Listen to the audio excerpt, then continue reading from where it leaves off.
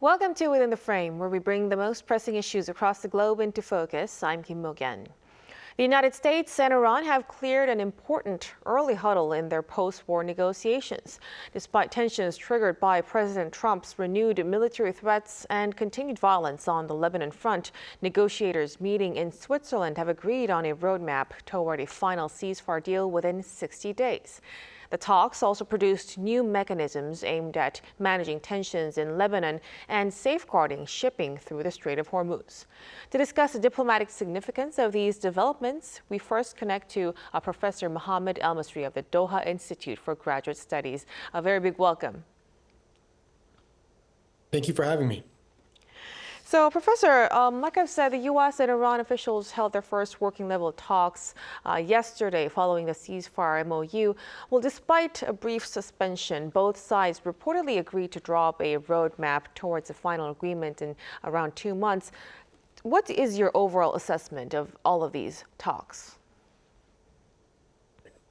Well, I think it's encouraging that the two sides are talking and that they seemed to get through that first day. That's encouraging because there's a lot of animosity. There's a lot of mistrust on both sides, but especially from the Iranian side. The Iranians don't trust the United States because the U.S. Obviously bombed Iran in February during negotiations, and they also bombed Iran in June of 2025 during negotiations.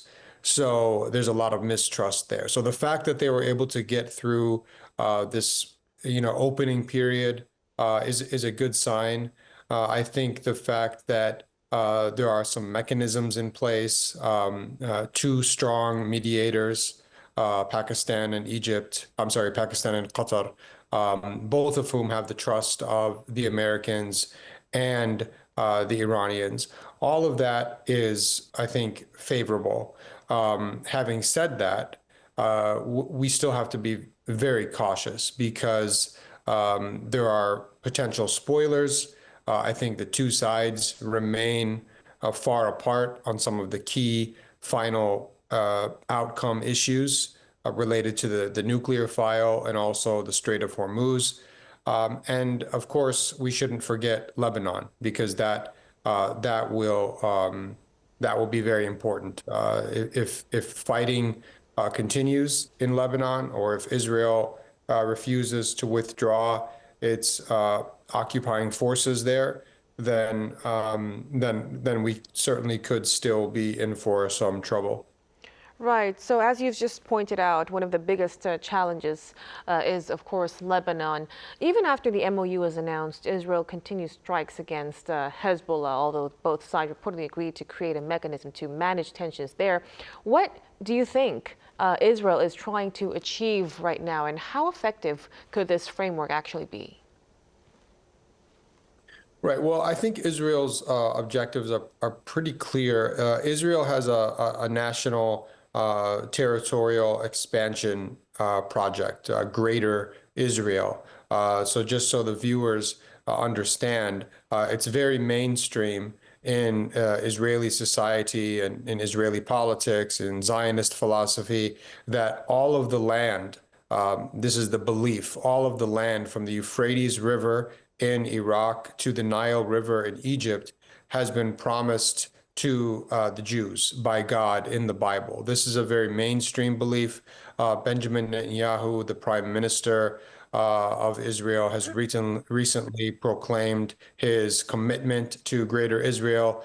Even the opposition leader, who is seen as a moderate, Yair Lapid, he was recently asked about the borders of Israel, and he repeated the Greater Israel line. That the borders are based on the Bible. So I say all of that to say that occupying Lebanon is part of the Israeli strategy. They want to take land, and so far they've been able to occupy about 20% of Lebanon, and I think that is going to be a major sticking point here because Netanyahu has said that he will not withdraw his troops from south of the Litani River in Lebanon.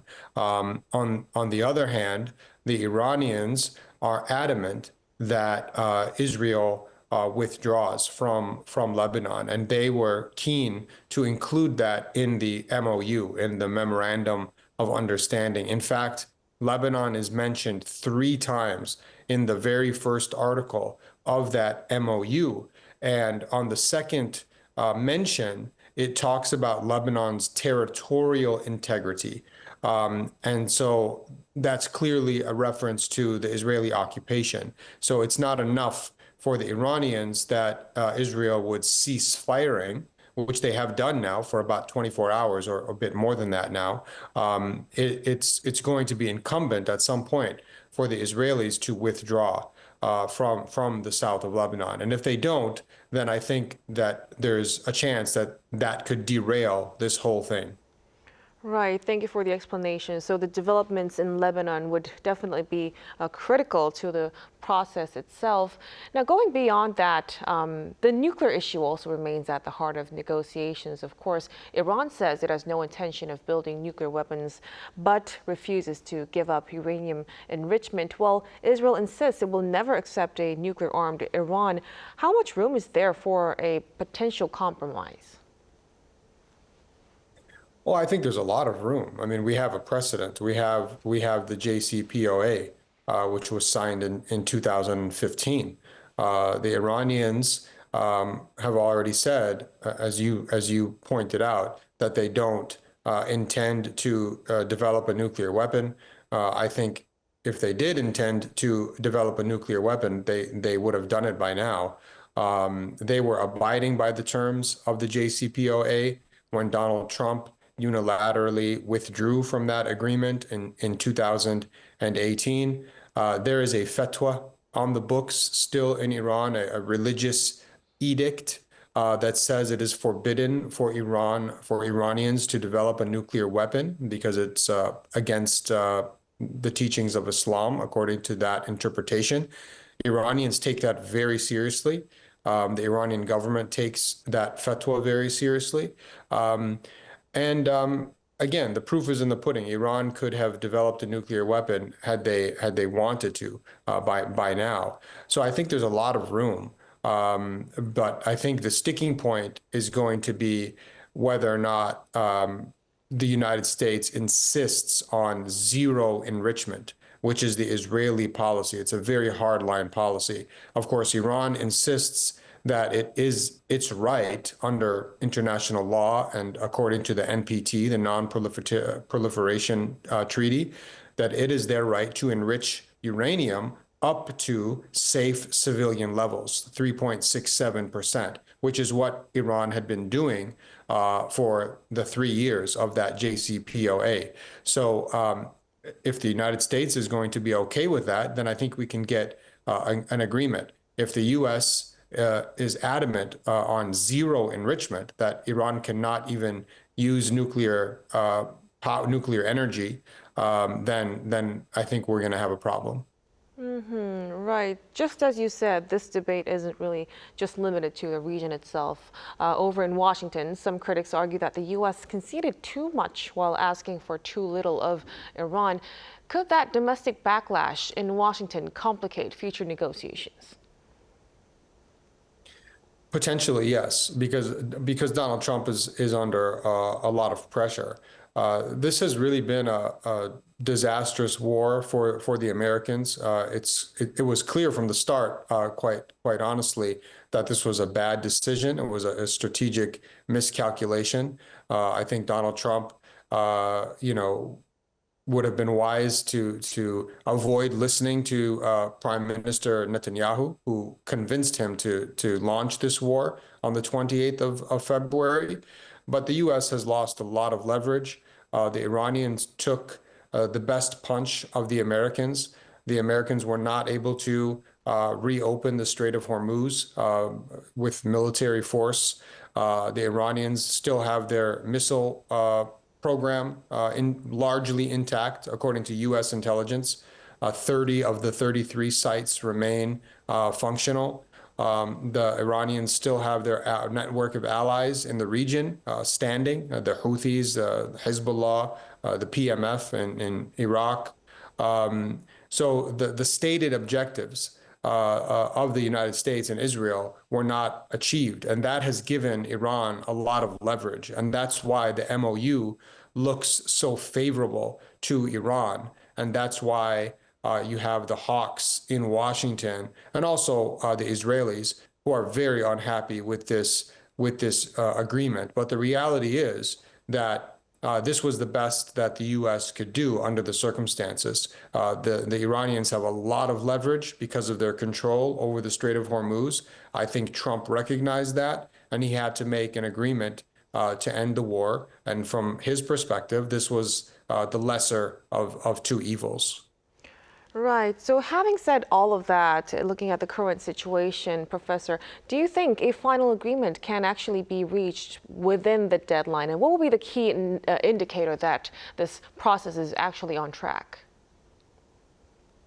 Well, I think if we get calm in Lebanon and if the Israelis withdraw, now maybe there's room, this is just speculation on my part, but maybe there's room for a compromise whereby Israel would withdraw from most of the area that or areas that it currently occupies, but still maintain perhaps a small what they call buffer zone or security zone on the southern tip of Lebanon. Perhaps the Iranians would agree to that. We'll have to see. That's going to be, I think, the most important issue. But on the technical details, I already mentioned the nuclear file.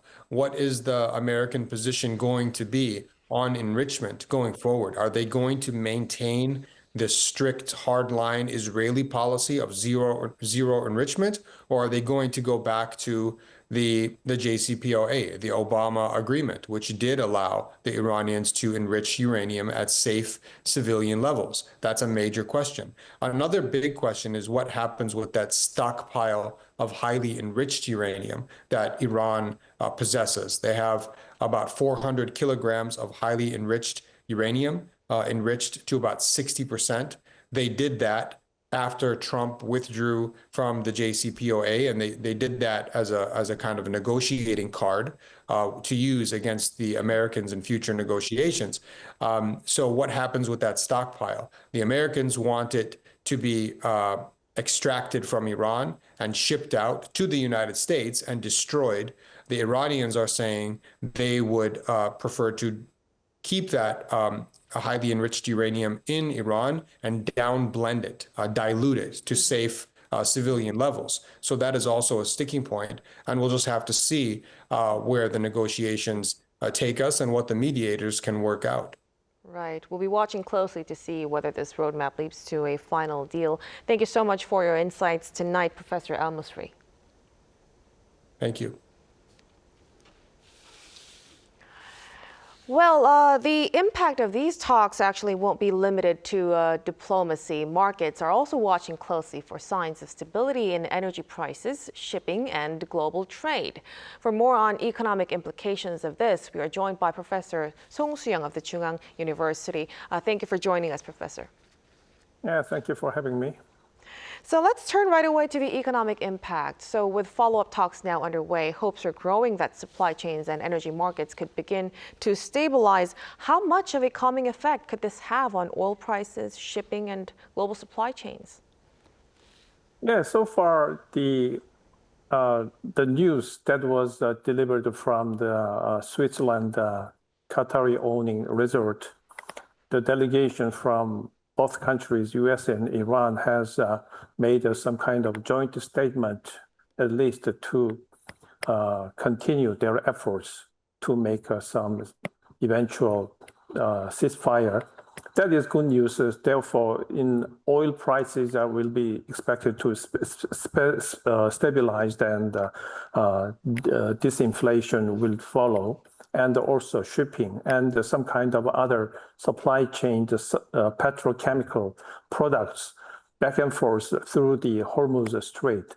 That could help relieve the burden of the choke point of the Hormuz Strait, particularly for the Asian countries such as Pakistan and India. even for Korea, South Korea, and Japan. That is a good news, clearly. But I think the full recovery will take months to completely normalize the trade. And in addition to that, also each country is because they have experienced this kind of very difficulties spreading out from this kind of sudden, unexpected war and shutdown of the Strait of Hormuz. That makes each country to be prepared for the future possibility of such event to take place again. As the Professor Elmasry has mentioned earlier in this interview, that actually this truce or this kind of negotiation does not look favorable to United States. And then this is the point where Israel might try to dig in and include to force or to persuade the United States to start some kind of conflict and the problem again.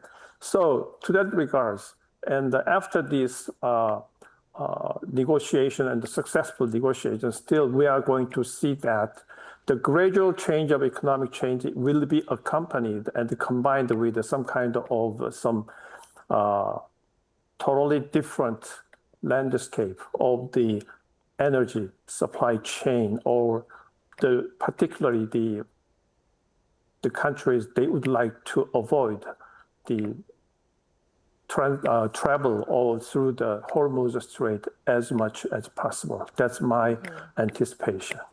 Right. As you've mentioned, Iran has floated the idea of charging transit fees, and President Trump has suggested the U.S. would do the same if talks break down, of course, in the Strait of Hormuz. Then if that happens, what kind of impact would it have on Korean industries, Professor?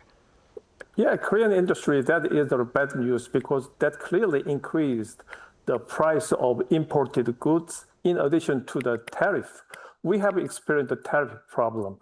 Then, because the United States is the largest guest and importing countries from South Korean export, therefore we just cannot but just take the bitter medicine, the tariff. But however, in this case, if there is a fee or will be levied on the passage of the Strait of Hormuz, then our response would be likely to avoid as much as possible. So the frequency of travel through the Strait of Hormuz will be declined over time. So far, our government has prepared for that possibility and opened the route to reach the energy source through other route, maybe through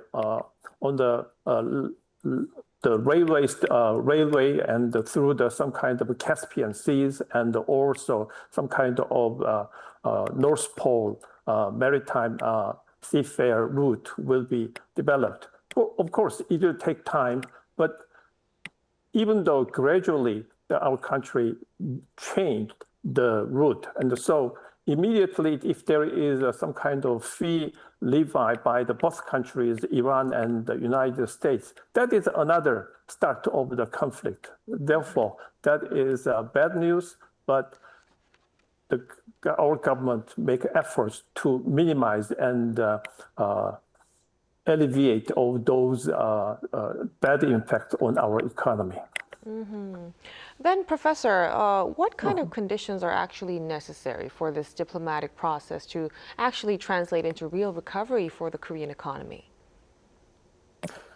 So far, our Korean economy has not, because the damage is occurred clearly, but actually the size and the damage is not as big as the other countries. So far, I think we have maneuvered quite well overcoming the upcoming crisis because of the shutdown of the Strait of Hormuz. And also we have make the most use of the stockpiles of special petroleum reserves for our country, because actually South Korea is regarded as the fifth the fifth largest stockpile of reserve petroleum has been prepared. Therefore, our government have used supply, the very stable oil supply to not only to the petrochemical industry and the oil supply to the some gasoline station, and through the with the help of the price cap. So I think that is a very timely policy, and I can say it was successful. But after this kind of negotiation turns out to be a success, or whether it fails and another conflict starts, we have to be prepared and always keep some certain level of the stockpile of petroleum, as well as find some other source to supply in the case of another shutdown of Hormuz. Thank you for giving us a clear picture of the current situation and the opportunities and the cautions to take ahead. We'll have to leave it right here. Thank you so much for your insights tonight, Professor Song. Thank you. And that'll be all from us on Within the Frame tonight. Be sure to tune in again next time as we continue to explore the stories that matter. Until then, stay informed and engaged.